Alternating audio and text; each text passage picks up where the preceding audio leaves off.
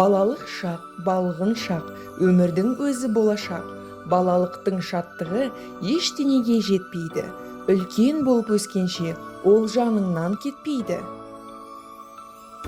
2022 жыл балалар жылы деп белгіленді. Как отметил наш президент, гармоничное развитие и счастливое детство подрастающего поколения – это наша общенациональная задача.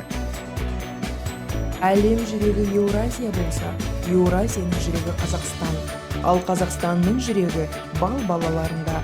Шәкірттердің өз баласындай жүрекке тартар балалар шығармашылық мектебінің ұжымы мұны нақты біледі. Бала дегеніміз болашақ. Балаларымызды қалай тәрбиелесек, болашағымыз солай болмақ.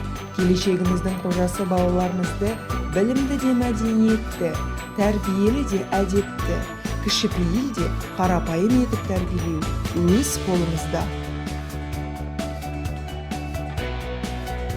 Дети – это как лучик света.